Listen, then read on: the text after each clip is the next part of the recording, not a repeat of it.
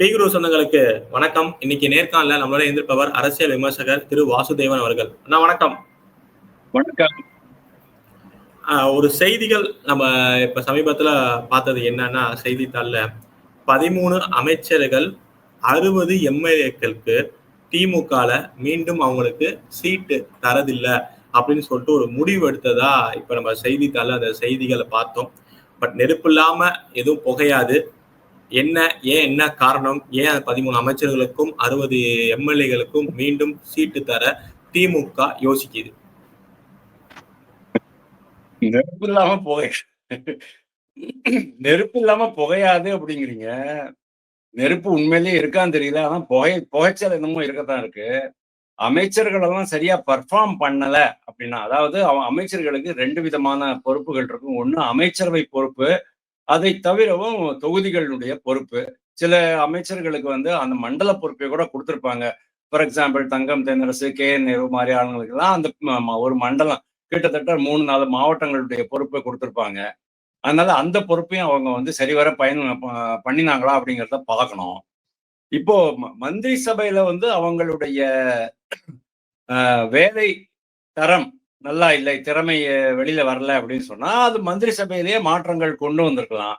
ஆனா இதுக்கு மேலேயும் இவர் மந்திரி சபை மாற்றங்கள் கொண்டு வருவாரா அப்படின்னா அது ஒரு மிகப்பெரிய கேள்விக்குறிதான். மோஸ்ட் ப்ராபப்ளி இப்போ இருக்கிற மந்திரி சபை அப்படியே தொடரும் அப்படின்னு எதிர்பார்க்கலாம்.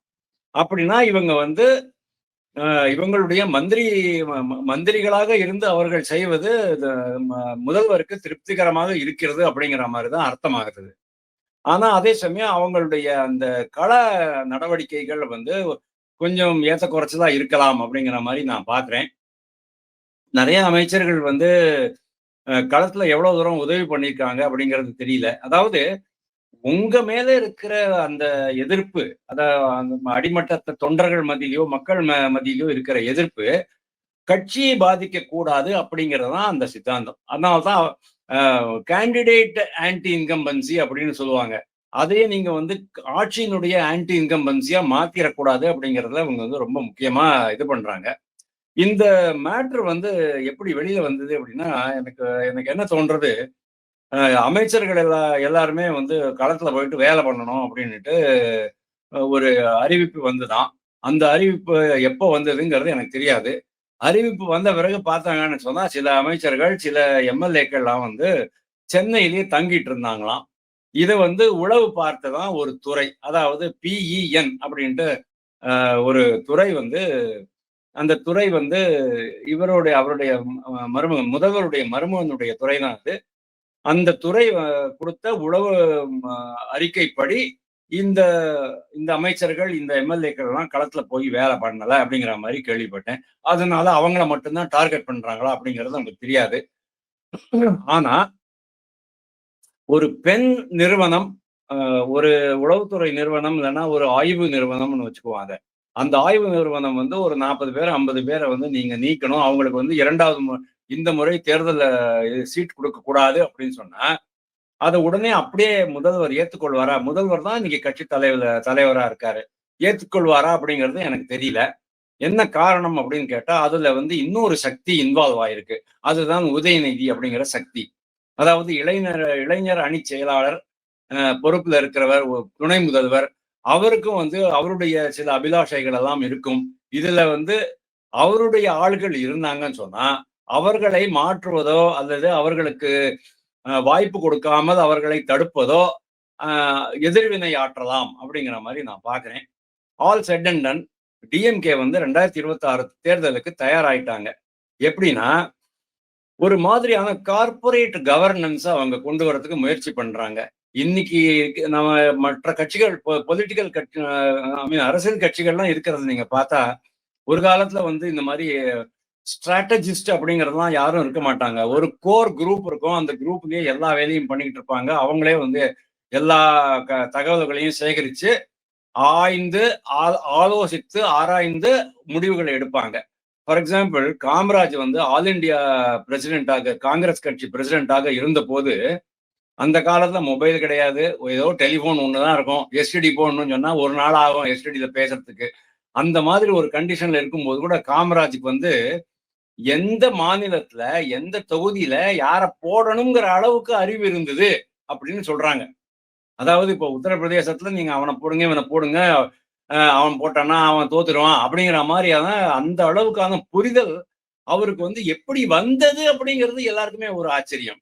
தமிழ்நாடுல மட்டும் இல்ல சார், அவரை வந்து ஒரு ஒரு ஷார்ட் பீரியட்ல தான் அவர் வந்து டெல்லியில இருந்தாரு. அப்போ இந்த அளவுக்கு அவருக்கு வந்து இந்த நாடு முழுவதுமான தொகுதிகள், வேட்பாளர்கள், தலைவர்கள் எல்லாருமே அத்துப்படியா இருந்தாங்க அப்படிங்கறத நம்ம பார்க்கிறோம். ஆனா இன்னைக்கு வந்து இதையே கம்ப்ளீட்டா அவுட் சோர்ஸ் பண்ணிட்டாங்க. கார்ப்பரேட் கவர்னன்ஸ் மாதிரி பண்ணிட்டாங்க. எப்படி வந்து பல கம்பெனிகள் வந்து மேனேஜ்மெண்ட் கன்சல்டன்ட் அப்படின்னு ஒன்று போட்டுக்கிறாங்களோ, அதே மாதிரி இப்போ ஒரு மேனேஜ்மெண்ட் கன்சல்டன்ட் போட்டு 2014 ஆரம்பிச்சதுதான். ஐபேக் நிறுவனம் தானே நரேந்திர மோடிக்கு வந்து ஃபைனலா ஒரு புஷ் கொடுத்து பிரைம் மினிஸ்டரா மாத்தினது. அதாவது 35 வருஷத்துக்கு அப்புறமா பாரதிய ஜனதா கட்சிக்கு அறுதி பெரும்பான்மை கிடைக்கிறதுக்கு காரணமே அவர்தானே. அதுல இருந்து தொடர்ந்து வந்துகிட்டு தான் இருக்கு. அதுக்கப்புறமா it became a fashion. Fashion மட்டும் இல்லை, அது ஒரு நியாயப்படுத்தக்கூடிய ஒரு இன்றியமையாத ஒரு விஷயமாகவே மாறிவிட்டது அப்படின்னு பாக்குறோம். இன்னைக்கு எவ்வளவு இன்றியமையாக மாறி இருக்கு அப்படின்னு சொன்னா, டிஎம்கேலேயே 3 விதமான ஆய்வு குழுக்கள் வச்சிருக்கிறாங்க. 4ன்னு கூட சொல்லலாம். பெண் வச்சிருக்கிறாங்க. பெண் வந்து அவங்க கட்சியிலேயே அமைக்கப்பட்ட ஒரு அமைப்பு, ஏற்படுத்தப்பட்ட அமைப்பு. அந்த அமைப்பு வந்து எல்லா உளவுத்துறை சமாச்சாரங்களையும் சேகரிக்கும். கார்த்திக் பாலாஜி இதுக்கு போனாரா, தொகுதிக்கு போனாரா, அங்கிருந்து யார மீட் பண்ணாரு, நயினார் நாகேந்திரனுக்கு மாலையை போட்டாரா, இதெல்லாம் உங்களுக்கு வரும். ஏர்போர்ட்ல யார சந்திச்சாரு, டெல்லிக்கு போனாரா, ஏன் போனாரு, தூத்துக்குடி வழியா டெல்லிக்கு போனாரா, திருவனந்தபுரம் வழியா முக்காடு போட்டுக்கிட்டு போனாரா, இந்த விஷயங்கள்லாம் அவங்க வந்து கண்டுபிடிச்சிருவாங்க. அதுக்கப்புறமா தேர்தல் வியூகம் பண்றதுக்கு நம்ம இவரு இப்போ ஒரு இது இருக்கு இல்லையா, அது என்ன ஷோ டைம் கன்சல்டன்சி அப்படின்ட்டு இந்த ராபின் சர்மாவோட தான் அவங்க வந்து ஃபிக்ஸ் பண்ணிருக்கிறாங்க. ஐபேக்னுடைய ஒருத்தரே ஆல்ரெடி அங்க வந்து இருக்கிறாங்க. இந்த 3 பேர் ஆனதுக்கு அப்புறமா கூட சுனில் கனகோலு வந்து ஏடிஎம்க்கு தான் வேலை பண்ணியிருந்தார் முதல்ல. அவரையும் கூட இழுத்து போட்டிருக்கிறதா நான் வந்து கேள்விப்பட்டேன். எதுக்கு 4 பேர் அப்படின்னு கேட்ட போது இவிகேஎஸ் இளங்கோவன் டிகேஎஸ் இளங்கோவன் வந்து என்ன சொன்னாராம், ஒண்ணும் இல்ல சார், இது வந்து ஒரு மாதிரி ஸ்ட்ராட்டஜி தான். நாங்க 4 பேரையும் எங்க இதுக்கு வேலை பண்ண சொன்னானா அவங்க வந்து எங்களுடைய ரைவல் ஏடிஎம்கேக்கு வேலை பண்ண மாட்டாங்க. அதனால அதாவது இப்போ இருக்கிற கன்சல்டன்ஸ்லயே நல்ல கன்சல்டன்ஸ் தான் நாம வச்சுக்கிட்டோம்னா அடுத்தவங்களுக்கு அவங்கள உபயோகப்படுத்திக்கிற வாய்ப்பு கிடைக்காதுங்கிறதுனால தான் அதை பண்ணியிருக்கோம் அப்படின்னு அவங்க சொல்றாங்க. இப்போ இந்த கன்சல்டன்ஸ் அதை தாண்டி இன்னொன்னு ஒரு திமுகவுக்கு என்னன்னா, ஒரு தொகுதினா அந்த தொகுதி எம்எல்ஏ அமைச்சர்கள் வந்து பேரு புகழமா இருப்பாங்க, அவங்க தாண்டி தெரியாது. நம்ம இப்ப ஈஸியா ஒரு தொகுதி பேர் சொன்னா திமுக இவரு தான் அப்படிங்கிறத நம்ம கணிச்சிடலாம். ஆனா மத்த எந்த கட்சியிலும் அதிமுகலயோ பிஜேபியோ எந்த கட்சியிலும் அப்படி கிடையாது. சாதாரணவர் கூட அவங்க வந்து நிக்க வச்சு ஜெயிக்க வைக்கிறது வாய்ப்பு இருக்கு. அப்படி இருக்கிறப்ப 60 எம்எல்ஏக்களை கூட நம்ம விட்டுறலாம். பட் 13 அமைச்சர்கள் மாற்றம்ங்கிறது சாத்தியமா? கரெக்ட், கண்டிப்பா சாத்தியம்தான். இது வந்து இவங்க மட்டும் இல்ல, டிஎம்கேல வந்து முதல் முறையா நம்ம பாக்குறோம். ஆனா பாரதிய ஜனதா கட்சி ஆல் இண்டியால பண்ணினதுதான். ஆல் இண்டியால நேஷனல் எலெக்ஷன்லயும் பண்ணிருக்கிறாங்க, குஜராத் மகாராஷ்டிரா மாதிரியான எலெக்ஷன்ஸ்லயும், யூபி எலெக்ஷன்ஸ்லயும் பண்ணிருக்காங்க, அசாம்லயும் பண்ணிருக்கிறாங்க. அதனால இது ஒன்னும் ஏன் சார் விஜய் ரூபாலா மாதிரி ஆளுங்கள்லாம் வந்து அவங்க ரிமூவ் பண்ணிட்டாங்க அப்படின்னா நீங்க பாருங்க. அதே மாதிரி ஆனந்தி பந்தம் வந்து கொஞ்ச நாள் சீஃப் மினிஸ்டரா இருக்க வச்சு அதுக்கப்புறம் அவங்கள கீழே இறக்கி விட்டு விஜய் ரூபாலா போட்டு அதுக்கப்புறமா யாருக்குமே தெரியாத ஒரு பூபேன் பட்டேல்ங்கிறவரை கொண்டாந்து போட்டாங்க பாருங்க. அவர் என்ன பண்ணிட்டாரு, 180ல 156 சீட்டை வாங்கி கையில கொடுத்து விட்டாரு, என்னங்க வச்சுக்கோங்க அப்படின்ட்டு. அதுதான் சார் ஸ்ட்ராட்டஜி. அந்த ஸ்ட்ராட்டஜி தான் இன்னைக்கு வந்து பாரதிய ஜனதா டிஎம்கே பாரதிய ஜனதா கட்சியை காப்பி பண்ணி இதை வந்து அடாப்ட் பண்ணிட்டு இருக்காங்க அப்படின்னு நான் பாக்குறேன்.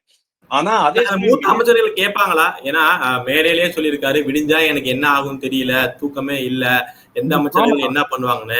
அப்படிங்கிறப்ப இப்ப சீனியர் அமைச்சர்களுக்கு தராம போனா அவங்க வந்து வேற மாதிரியான இது பண்றது, போராட்டம் பண்றதுக்கோ இது பண்றதுக்கோ வாய்ப்புகள் இருக்கும்ல. போராட்டம் எல்லாம் பண்ண மாட்டாங்க. அவங்க வந்து டிஎம்கே கேடர்ல இருந்து வந்தவங்க அப்படிங்கறதுனால வெரி சீனியர் பீப்புள்ங்கிறதுனால போராட்டத்துக்கெல்லாம் இறங்க மாட்டாங்க. ஆனா ஒரு விஷயம், சீனியர் மினிஸ்டர்ஸ நீங்க வந்து ஓரம் கட்டினீங்கன்னு சொன்னா அவங்க கூட ஒரு குறிப்பிட்ட அளவுக்கு வாக்கு விகிதம் அவர்களுடன் சென்று விடும் அப்படிங்கிறது உண்மைதான். ஆனா அதை நீங்க வந்து எப்படி காம்பன்சேட் பண்ண போறீங்க அப்படின்னா, மோஸ்ட் ஆஃப் தீஸ் இந்த சீனியர் மினிஸ்டர்ஸ்னுடைய 2வது தலைமுறையோ இல்லைன்னா 3வது தலைமுறையோ ஏற்கனவே வந்து களத்துல இறங்கியாச்சு. நேரு ஆகட்டும், பொன்முடி ஆகட்டும், துரைமுருகன் ஆகட்டும், பெரியசாமி ஆகட்டும், இன்னும் இன்னும் 2, 3 பேர் கூட சொல்ல முடியும். அவங்க எல்லாருமே களத்துல தான். இப்போ கீதா ஜீவன் கூட அப்படித்தானே, அன்பில் மகேஷ் பொய்யாமொழி அப்படித்தானே. அந்த மாதிரி அவங்க இருக்கும்போது அந்தந்த களத்தை அவங்க வந்து டிஎம்கேக்காக பாதுகாத்து வச்சிருப்பாங்க, தக்க வச்சுக்குவாங்க அப்படிங்கிற ஒரு எக்ஸ்பெக்டேஷன் இருக்கும். ஆனா இதுல வந்து ஒரு சில மினிஸ்டர்ஸுக்கு அந்த இது இருக்காது. அந்த ஒரு அது என்ன சொல்றது, அந்த பிரிவிலேஜ் இல்லாம போயிடும் இல்லையா? அந்த ministers probably they will be left out. அவங்க வந்து அந்த வாய்ப்பை நிரந்தரமாகவே இழந்து விடுவார்கள் அப்படின்னு நம்ம பார்க்கலாம். ஆல் செட் அண்ட் டன் இது வந்து ஒரு நல்ல முயற்சி, புதிய முயற்சி. இது வந்து என்ன சொல்லணும் அப்படின்னு சொன்னா, த்ரோயிங் த காண்ட்லெட் அப்படிம்பாங்களே. அதாவது நான் அந்த ஹோதால வந்து இறங்கிட்டேன்னு சொல்லிட்டு இந்த தலையில டோப்பியை கீழே போடுவாங்க பாருங்க, நான் ரெடி அப்படின்னு சொல்றதுக்கு அந்த மாதிரியான ஒரு அறிவிப்பா தான் நான் இதை பார்க்கிறேன். கார்த்திக். இன்னொன்னு இது வந்து ஒரு பக்கம் நீங்க சொன்ன மாதிரி செல்வாக்கு இல்லாதவங்க அப்படிங்கிற ஒரு பக்கம் மாற்றினாலுமே இன்னொரு சைடு திமுகவுக்கு நிர்பந்தமாவே மாற்ற வேண்டியது இருக்கு. ஏன்னா இடியா இருக்கட்டும், வழக்கா இருக்கட்டும், அப்புறம் வந்து ஆபாச பேச்சுகளா இருக்கட்டும், பொன்முடி அவர்களா இருக்கட்டும், செந்தில் பாலாஜி, அப்புறம் அதை தாண்டி இன்னும் 7-8 அமைச்சர்கள் மேல, ஏன் உதயநிதி அவர்கள் மேல கூட வழக்கு இருக்கு, இந்த சனாதன வழக்கு. இன்னொன்னு நிர்பந்தம் ரீதியாவே வந்து சில பேரை முக்கியமான ஆட்கள் கோட்டையா வைத்துக்கிட்டு இருக்க ஆட்களையும் மாத்துறதுக்கான வாய்ப்புகளும் இருக்கா? கண்டிப்பா கிடையாது. நீங்க இது கம்ப்ளீட்டா நீங்க சொன்ன இது எதையுமே நான் ஒத்துக்க மாட்டேன் சார். உதயநிதி மேல வழக்கு இருக்கு. உடனே அவங்களுக்கு வந்து இப்ப வாய்ப்பு கொடுக்காம போயிடுவாங்களா? பொன்முடி மேல ஏகப்பட்ட குற்றங்கள், கிட்டத்தட்ட ஒரு 12, 13 அமைச்சர்கள் மேல எல்லாமே குற்றச்சாட்டுகள் தான் இருக்கு. செந்தில் பாலாஜிக்கு எப்படி சார் இன்னைக்கு கொங்கு மண்டலம் வாங்குறாங்கல்ல? இப்ப வாய்ப்பு கொடுக்க மாட்டாங்களாங்கிறது அவங்க நினைக்காட்டியுமே, பட் கோர்ட் வந்து நிர்பந்தம் பண்ணுதுல, கேள்வி கேட்கிறாங்க, கொட்டு வைக்கிறாங்க. அதனால இது மாதிரி ஏற்படுத்த வாய்ப்பு இருக்கு. Nothing doing. டிஎம்கேக்கு இதெல்லாம் எந்த பயமும் கிடையாது. அப்பேற்பட்ட செந்தில் பாலாஜிக்கே திருப்பியும் கொங்கு மண்டலம் தான் கொடுத்திருக்காங்க. ராஜா மேல இல்லாத வழக்குகளா, அவர் மேல இல்லாத குற்றச்சாட்டுகளா, அவருக்கு வந்து சென்னை மண்டலம் மொத்த சென்னையும் கோட்டை, டிஎம்கே கோட்டை, அதை தான் கொடுத்திருக்காங்க. கிட்டத்தட்ட 26 தொகுதிகள் பிளஸ் அக்கம் பக்கத்துல ஒரு 10, 36, 37 தொகுதிகள் கொடுத்திருக்கிறாங்க. KN நேருல கிட்ட இப்பதான் வந்து இடி ரைட் நடந்து பொன்முடியும் உங்களுக்கு தெரியவே தெரியும். அது வந்து வாயை திறனாலும் பிரச்சனை, வாய் திறக்கலனாலும் பிரச்சனை, அந்த மணலை பார்த்தாலும் பிரச்சனை, மண்ணை பார்த்தாலும் பிரச்சனை, செம்மண்ணை பார்த்தா அதை விட ஜாஸ்தி பிரச்சனை. எல்லாமே ஒரே பிரச்சனையா இருக்கு. ஆனாலும் கூட இப்போ நான் என்ன கேள்விப்படுறேன் அப்படின்னா, பொதுச் செயலாளர் பதவியை இருக்கிறது ஒரே ஒரு பொதுச் செயலாளர் பதவி தான். அந்த பதவியை துரைமுருகனிடம் இருந்து பறித்து பொன்முடிக்கு கொடுக்கலாமா அல்லது இவருக்கு கொடுக்கலாமா, யாருக்கு, KN நேருவுக்கு கொடுக்கலாமா அப்படிங்கிற மாதிரி ஒரு திங்கிங் டிஎம்கேல போய்கிட்டு இருக்கு அப்படின்னு நான் கேள்விப்பட்டேன். பட் இந்த மீன் டைம் KN நேரு ஏற்கனவே முதன்மை செயலாளர் அப்படிங்கிற ஒரு பதவியில இருக்கிறாரு. அது வந்து லேட்டரா கிரியேட் பண்ண பதவி தான், கட்சி பதவி தான். ஆனா அது வந்து கட்சியினுடைய கான்ஸ்டிடியூஷன்ல இருக்கிற மாதிரி எனக்கு தெரியல. முதன்மை செயலாளர்ங்கிறது வந்து பொதுச் செயலாளரை விட ரொம்ப லைம் லைட்ல இருக்கக்கூடிய ஒரு பதவி. அவருக்கு வந்து எல்லாமே பொறுப்பு இருக்கும். அதாவது என்டையர் தமிழ்நாடு அவருக்கு பொறுப்பு இருக்கும். மாவட்டங்கள் பொறுப்பு இருக்கும், மாவட்ட செயலாளர்கள் பொறுப்பு இருக்கும், உட்கட்சி பூசல், சண்டை, சச்சரவு எல்லாத்தையும் நிவர்த்திக்கணும். அதே சமயம் தேர்தலுக்கு வியூகம் வகுக்கணும், கூட்டணி பேச்சுவார்த்தை நடத்தணும், வேட்பாளர்களை தேர்ந்தெடுக்கணும், எல்லாமே கேம்பெயின் பண்ணணும், பிரச்சாரம் பண்ணணும், கேம்பெயின் விளம்பரங்கள் பண்ணணும். எல்லாத்துலயுமே அந்த முதன்மை செயலாளருக்கு பொறுப்பு இருக்கு. அதுக்காக இவரு வந்து வயசாயிட்டு இருக்கு அப்படிங்கிறதுனால இன்னைக்கு திருப்பியும் பொன்முடியை வந்து இதுல இருந்து இறக்கிட்டாங்க இல்லையா, வனத்துறையும் கொடுத்தாங்க. அதுக்கப்புறமா வந்து இதுல இருந்து பதவியிலேருந்து இறக்கின பிறகு அவருக்கு வந்து ஒரு மாதிரி ஒரு டிசப்பாயின்மெண்ட் இருக்கு. அந்த டிசப்பாயின்மெண்ட் வந்து வாக்குகள்ல பாதிக்க கூடாது அப்படிங்கிற காரணத்தினால அவருக்கு இன்னும் 74, 75 வயசு தான் ஆயிட்டு இருக்கு. வேற இவருக்கு 86 வயசு ஆகி போச்சு. காட்பாடியா இருக்கு. சோ அந்த பதவியை இவருக்கு கொடுக்கலாமா அப்படின்னு அவங்க யோசிக்கிறாங்க. அல்லது முதன்மை செயலாளர் பதவியை வந்து வேற யாருக்காங்க கொடுத்துட்டு அதை வந்து KN நேருக்கு கொடுக்கறதுக்கு கூட ஒரு சான்சஸ் இருக்கு.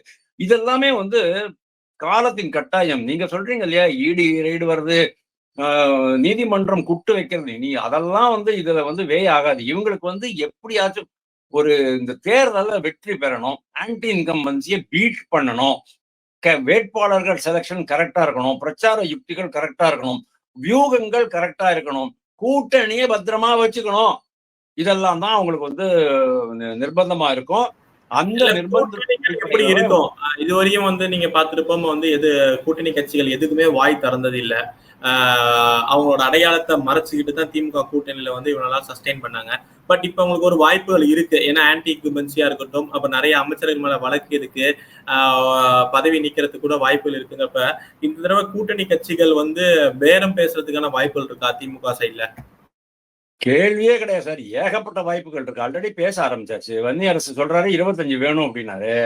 இவர் வந்து டெபுட்டி சீஃப் மினிஸ்டர் வேணும் அப்படின்னாரு. யாரு? ஆதவ் அர்ஜுன் சொன்னாரு. அதாவது ஆதவ் அர்ஜுன் விசிகால இருந்த போது சொன்னாரு. அவரும் சும்மா ஏத்தி விடுறாருன்னு வச்சுங்க. திருமாவளவன் வந்து பாவம் அவரை ஏத்தி விட்டு அவருக்கு வெறுப்பேத்தி விட்டு அவரை வந்து இன்னைக்கு மனசே நொந்து போய் உட்காந்துருக்கிறாரு. நோகடிச்சுட்டாங்க அவங்க.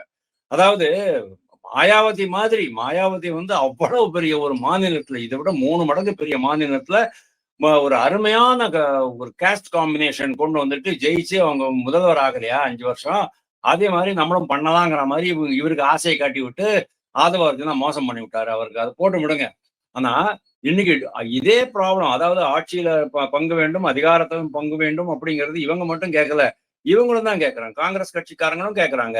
காங்கிரஸ் கட்சியில வந்து ஒரு வாரம் முன்னால அந்த இவர் வந்தாரு, கிரீஷ் சோடங்கர்ங்கிறது வந்திருந்தாரு. அவங்க வந்த போது எவ்வளவு பேச்சுவார்த்தை நடந்தது. அவங்க என்ன சொல்றாங்க?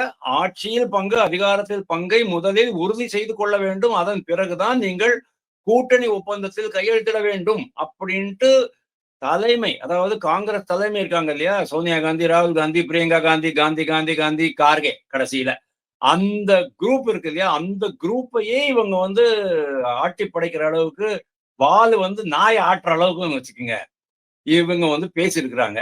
ஆனா வந்து கிரீஷ் சோடங்கர் அதை அங்க எடுத்துட்டு போவாராங்கிறது வேற விஷயம். ஏன்னா அங்க யாருக்கிட்ட எடுத்துட்டு போவாரு, எந்த கதவை தட்டினா திறக்கும் அப்படிங்கிறது அவங்களுக்கே தெரியாது. அது வேற விஷயம். சோ கம்யூனிஸ்ட் கட்சிகளும் கேள்வி கேட்க ஆரம்பிச்சாச்சு. இன்னைக்கு கூட கம்யூனிஸ்ட்காரர் கேட்டிருக்க, பே சண்முகம் இன்னைக்கு கூட கேட்டிருக்கிறாரு, நீங்க வந்து பெரிய பெரிய செல்வந்தர்களை பார்த்து ஏன் பயப்படுகிறீர்கள்? காசா கிராண்ட் கட்டின அந்த பில்டிங்கை இடிக்கிறதுக்கு என்ன கஷ்டம் இருக்கு அப்படின்னு கேட்கிறாரு. அடையாறு மேல கட்டினாரு.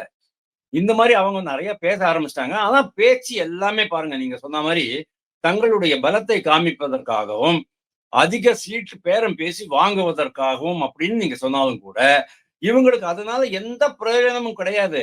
ஏன்னா நீங்க என்ன சொன்னீங்க, தங்களுடைய அடையாளங்களை அழித்து கொண்டு, நீங்க ரொம்ப அழகா ஒரு வார்த்தை பிரயோகம் பண்ணீங்க. கூட்டணி கட்சிகள் அப்படிதான் தங்களுடைய அடையாளங்களை அழித்து கொண்டு நாசமாய் போய்விட்டார்கள். மதிமுக எந்த கண்டிஷன்ல சார் இருக்கு? மதிமுக நீங்க என்ன நினைக்கிறீங்க? வைகோக்கு போயிட்டு எனக்கு திருப்பியும் ஒரு 6 வருஷம் கொடுங்க ராஜ்யசபான்னு கை கூப்பி கேட்கறதுக்கு ஒரு தைரியம் இருக்கா சார் அவருக்கு? அவருடைய பையனுக்கு தான் ஆல்ரெடி எம்பி பண்ணிட்டோம்ல ட்ரிச்சியில. அப்புறம் திருப்பி நீங்க ஏன் கேட்குறீங்க? கெட் அவுட் அப்படின்றாங்க. எந்த விதமான ஆப்ளிகேஷனும் கிடையாது சார். டிஎம்கேக்கு இந்த கூட்டணி கட்சிகளை பொறுத்த வரைக்கும் எந்த ஆப்ளிகேஷனும் கிடையாது. தோற்பது உறுதி அப்படிங்கிறது அவங்களுக்கு தெரியும். அதனாலதான் அவங்க என்ன சொல்றாங்க, மேக்சிமம் சீட்ஸ் நாங்க வந்து உதயசூரியன் சின்னத்தை தான் நிற்போம். உங்களுக்கு தான் நீங்க எவ்வளவு ஜெயிச்சீங்களோ அவ்வளவு வேணா நீங்க எடுத்துக்குங்க. அதாவது கம்யூனிஸ்ட் கட்சிகளுக்கு 2 திருமாவளவனுக்கு 4, 6 கிடைக்காது 4, வேல்முருகனுக்கு 1, கொங்கு ஈஸ்வரனுக்கு 1, காங்கிரஸுக்கு 17, 18 இருந்தது அவங்களுக்கு. அந்த ஈரோடு கிழக்கு வேணும்னு இவங்க அபகரிச்சுட்டாங்க 2வது இடைத்தேர்தல்ல. அதனால 17 அந்த மாதிரி அவங்க சொல்லிட்டு இருக்காங்கன்னு சொன்னா இமேஜின் பண்ணி பாருங்க, அவங்க எவ்வளவு பர்ஃபெக்டா டிஎம்கே வந்து காய நகர்த்திக்கிட்டு இருக்கு. இந்த கூட்டணி கட்சிகளுக்கு தான் எவ்வளவு சில்லறத்தனமான மரியாதை கொடுத்துருக்குங்கிறத நீங்க பார்க்கலாம். இறுதியான கேள்வியா, இத எதிர்கட்சியா இருக்கிற இப்ப அதிமுக, பிஜேபி வந்து எப்படி தங்களுக்கு சாதகமா மாத்துவாங்களா? அவங்களுக்கான வாய்ப்புகள் எப்படி இருக்கு? ஏடிஎம்கேல வந்து ஆல்ரெடி இந்த ஒர்க் எல்லாம் அது தொகுதி வாரியாக பல வேலைகள்லாம் அவங்க ஆரம்பிச்சிட்டாங்கிறத பாக்குறேன். எனக்கு ரொம்ப சந்தோஷமா இருக்கு. பாரதிய ஜனதா கட்சியிலையும் இதை ஆரம்பிச்சிட்டாங்க. இந்த பிஎன் மாதிரியா அவங்க எம்இஎன் அப்படின்ட்டு ஒரு மீடியா எம்பவர்மெண்ட் நெட்வொர்க் அப்படின்ட்டு ஒன்று போட்டிருக்கிறாங்க. அது வந்து அந்த கூட்டம் கமலாலயத்துல ஒரு ஏதோ ஸ்டார் ஹோட்டல் நடந்தது. அது நடந்து 2வது நாளே அந்த மென் அப்படிங்கிற அந்த அமைப்பை அவங்க வந்து ஆரம்பிச்சிட்டாங்க. அதாவது கட்சிக்குள்ளேயே இருக்கிற ஒரு அமைப்பு தான் அது. கட்சிக்குள்ளேயே இருக்கிற ஊடகவியலாளர்களுடைய ஊடக பிரிவினுடைய ஒரு அமைப்பு தான். அந்த அமைப்பு இவ்வளவு ஃபாஸ்டா அவங்க பண்ணினது வந்து எனக்கு ரொம்ப ஆச்சரியமா இருக்கு. நான் நினைச்சேன் ஒரு 2 மாசம் இழுத்துருவாங்க அப்படி அப்படியே. அதுக்கப்புறமா யாரோ சொல்லி எவனோ சொல்லி கடைசியா பண்ணுவாங்கன்னு நினைச்சேன். அதை ரொம்ப குயிக்கா பண்ணிட்டாங்க. இப்போ அவங்க என்ன இப்ப இவங்க 2 பேரும் என்ன பண்ணிட்டு இருக்காங்கன்னா 2021ல நடந்த பல தவறுகள், அதாவது உங்கள்ட்ட சொல்றதுல தப்பு கிடையாது. ராம ஸ்ரீனிவாசன் திருச்சியில பண்ணணுமா இருந்துச்சு, இல்லைன்னா விருதுநகர்ல பண்ணணுமா இருந்தது. கடைசியில அவருக்கு அங்க கொடுத்தாங்க. அதே மாதிரி திருப்பரங்குன்றத்துலயோ எங்கேயோ, அதாவது மதுரை ஈஸ்ட்லயோ எங்கேயோ இது சரவணன் அப்படிங்கிறவங்களை போட்டாங்க. அதே மாதிரி இங்க திருச்சியில சில மிஸ்டேக்ஸ் எல்லாம் ஆச்சு. பல்வேறு இடங்கள்ல பல்வேறு மிஸ்டேக்ஸ் ஆயிட்டு இருந்தது. இவரை எல் முருகனை எடுத்துட்டு போயிட்டு அங்க ஊட்டியில போட்டு விட்டது, அவரை தாராபுரத்துல போட்டது, அந்த மாதிரி பல்வேறு மிஸ்டேக்ஸ் எல்லாம் நடந்துட்டு இருந்தது. யாருக்கு எந்த தொகுதி கொடுப்பாங்க, யாருக்கு எந்த தொகுதியில செல்வாக்கு அதிகம், எந்த தொகுதியில யாரை நிறுத்தினான்னு சொன்னா அவங்க வெற்றி வாய்ப்பு அதிகம்ங்கிறதெல்லாம் பார்க்காம கடைசி நாள் வரைக்கும் நான் எந்த தொகுதியில நிக்க போறேன் அப்படிங்கிறது கூட தெரியல. எக்ஸப்ட் நயினார் நாகேந்திரன், அவரு ஒருத்தருக்கு தான் வந்து நம்ம டெல்லியில இருந்து லிஸ்ட் வரதுக்கு முன்னாலே கேம்பெயின் பண்ண ஆரம்பிச்சிட்டாரு. அவருக்கு நல்லாவே தெரிஞ்சு போச்சு திருநெல்வேலி தான் கொடுப்பாங்க அப்படின்ட்டு. அந்த மாதிரி இப்போவே அவங்களுக்கு 6 மாசம் முன்ன ஏன் சார் சீமான் வந்து இப்போவே வந்து கேண்டிடேட்ஸ் எல்லாம் அனௌன்ஸ் பண்றாரு? அப்பதான் அவங்க அந்த இடத்துல போயிட்டு, ஃபார் எக்ஸாம்பிள் எஸ்ஜி சூர்யா பாருங்க. எஸ்ஜி சூர்யா வந்து தெற்கு பாராளுமன்ற தொகுதியை அவ்வளவு நல்லா கல்டிவேட் பண்ணிக்கிட்டே போனாரு. கடைசியில அது தமிழிசை சவுந்தரராஜனுக்கு கொடுத்தாங்க. ப்ராபபிளி எஸ்ஜி சூர்யாவே கண்டினியூ பண்ணியிருந்தான்னு சொன்னா இதை விட அதிகமான வாக்குகள் வாங்கியிருக்க முடியுமோ அப்படிங்கிற சந்தேகம் எனக்கும் இருந்தது, நிறைய பேருக்கு இருந்தது. இந்த மாதிரியான மிஸ்டேக்ஸ் எல்லாம் அவங்க பண்ணாம இந்த ட்ரிப்பு ஆழ ஆலோசிச்சு அமர்ந்து அலசி பார்த்து அதுக்கப்புறமா கேண்டிடேட் செலெக்ஷன் பண்ணுவாங்க. அந்த நிலைமைக்கு தான் இவங்க 2 பேரும் இப்ப மூவ் பண்ணிட்டு இருக்காங்க அப்படின்னு நான் பாக்குறேன். ஆனா இப்போ பாரதிய ஜனதா கட்சியை பொறுத்த வரைக்கும் வெளியில இருந்து யாரையும் அப்பாயிண்ட் பண்ண மாதிரி தெரியல. ஏடிஎம்கேல வந்து யாரோ ஒருத்தர் மறைமுகமாக வேலை செய்யற மாதிரி நான் கேள்விப்பட்டேன். அவர் பேர் எனக்கு தெரியாது. தேங்க்யூ. நிச்சயமா நீங்க சொல்ற மாதிரியே பார்ப்போம் 26 களம் எப்படி இருக்குன்னு. இவ்வளவு நேரம் உங்க நேரத்தை நம்ம தளத்துக்கு வந்து பயந்தமைக்கு ரொம்ப நன்றி. நல்லதே நடக்கும். வாழ்வாளம். தேங்க்யூ.